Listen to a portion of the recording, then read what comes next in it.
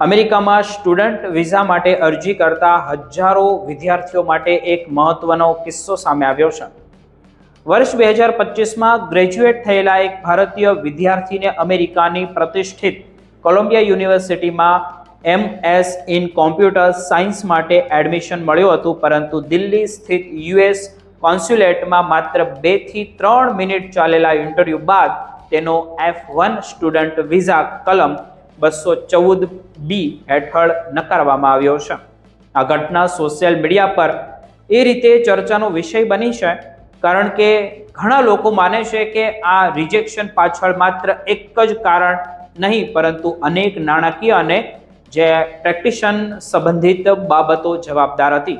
માહિતી અનુસાર જોઈએ તો ઇન્ટરવ્યૂ દરમિયાન વિઝા ઓફિસરે સૌથી પહેલો સવાલ કર્યો અને પૂછ્યું કે કોલંબિયા યુનિવર્સિટી કેમ પસંદ કરી તમે? તેમના જવાબમાં વિદ્યાર્થીએ કહ્યું કે યુનિવર્સિટીનું કરિક્યુલમ ખૂબ જ અપડેટેડ છે અને વિવિધ ડોમેનના કોર્સનું ઉત્તમ કોમ્બિનેશન ઉપલબ્ધ છે। ત્યારબાદ ઓફિસરે પૂછ્યું કે અભ્યાસનો ખર્ચ કોણ ઉઠાવશે?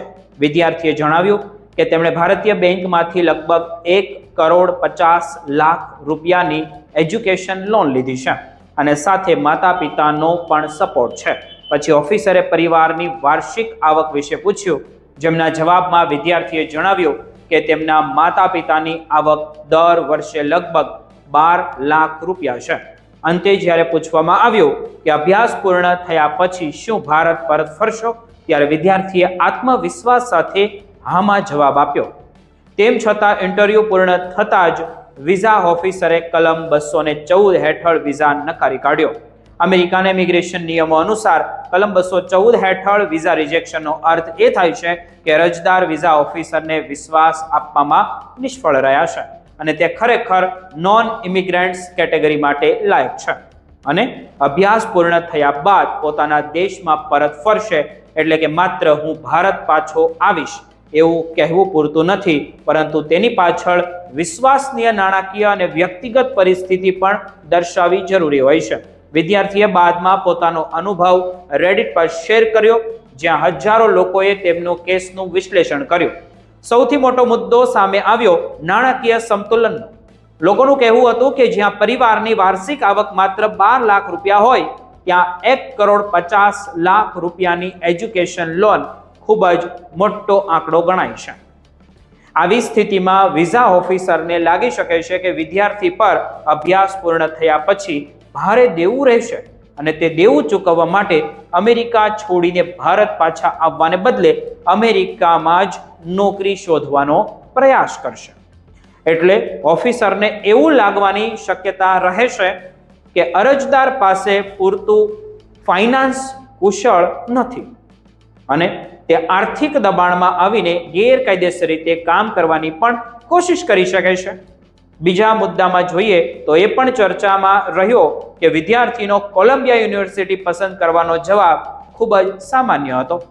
સોશિયલ મીડિયા પર યુઝર્સનું એવું કહેવું હતું કે આવા જવાબો ઘણા વિદ્યાર્થીઓ યાદ કરીને બોલે છે, જ્યારે વિઝા ઓફિસરો ઈચ્છે છે કે વિદ્યાર્થી પોતાના શૈક્ષણિક લક્ષ્ય, સંશોધન રસ, ફેકલ્ટી, કોર્સ સ્ટ્રક્ચર્સ અને ભવિષ્યના કરિયર પ્લાન વિશે સ્પષ્ટ અને વ્યક્તિગત કારણો રજૂ કરે। ખૂબ જ જે ગોખેલા અથવા તો તૈયાર કરેલા જવાબ ઘણી વખત ઓફિસર પર ખાસ અસર છોડતા નથી। જો કે આ કિસ્સામાં એક મહત્વની વાત બાદમાં સામે આવી। વિદ્યાર્થીએ જણાવ્યું કે તેની પાસે માતા પિતાની લગભગ 98 લાખ રૂપિયાની બચત ઉપલબ્ધ છે અને રાજસ્થાન સરકાર તરફથી અંદાજે 62 લાખ રૂપિયાની સ્કોલરશિપ પણ મેળવવાની છે, પરંતુ ઇન્ટરવ્યૂ સમયે આ સ્કોલરશિપની સત્તાવાર જાહેરાત થઈ નહોતી, તેથી તે પોતાના દસ્તાવેજોમાં તેનો સમાવેશ કરી શક્યો નહોતો। વિદ્યાર્થીએ સ્વીકાર્યું કે આ સ્કોલરશિપ વગર કોલંબિયા યુનિવર્સિટીમાં અભ્યાસ કરવો લગભગ અશક્ય છે।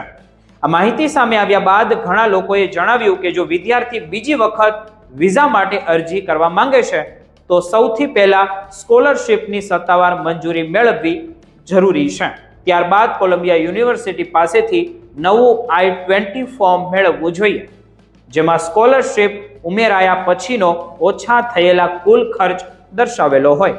જો માતા પિતાની બચત, સ્કોલરશિપ અને ઓછી થયેલી લોન સાથે નાણાકીય સ્થિતિ રજૂ કરવામાં આવશે તો ઓફિસરને પણ વિશ્વાસ અપાવવો વધુને વધુ સરળ બની શકે છે. વિદ્યાર્થી પાસે અભ્યાસ પૂર્ણ કરવા માટે પૂરતા કાયદેસર નાણાકીય સ્ત્રોત છે. રેડિટ પર કેટલાક લોકોએ તો એવી પણ ટિપ્પણીઓ કરી કે કદાચ વિઝા ઓફિસરે વિઝા નકારીને વિદ્યાર્થીને ભવિષ્યમાં દેવાના ભારે બોજમાંથી બચાવી લીધો, કારણ કે 1 કરોડથી વધુની લોન સાથે વિદેશમાં અભ્યાસ કરવો અને પછી તેની ચૂકવણી કરવી અત્યંત પડકારજનક બની શકે છે. ઘણા લોકોએ સલાહ આપી કે બીજી વખત ઇન્ટરવ્યૂ આપતા પહેલા માત્ર દસ્તાવેજો જ નહીં પરંતુ પોતાના જવાબોની ગુણવત્તા પર પણ કામ કરવું ખૂબ જરૂરી છે, જેથી દરેક જવાબ સ્પષ્ટ, વ્યક્તિગત અને વિશ્વાસપાત્ર લાગે. આ સમગ્ર ઘટના તમામ આંતરરાષ્ટ્રીય વિદ્યાર્થીઓ માટે એક મહત્વનો પાઠ છે. અમેરિકન સ્ટુડન્ટ વિઝા ઇન્ટરવ્યુમાં માત્ર એડમિશન લેટર અથવા તો મોટી લોન પૂરતી નથી. મજબૂત નાણાકીય આયોજન, વિશ્વાસનીય ફંડિંગ, અભ્યાસ પાછળનું સ્પષ્ટ કારણ અને પોતાના દેશ સાથેના મજબૂત સંબંધો સાબિત કરવાનું એટલું જ જરૂરી છે.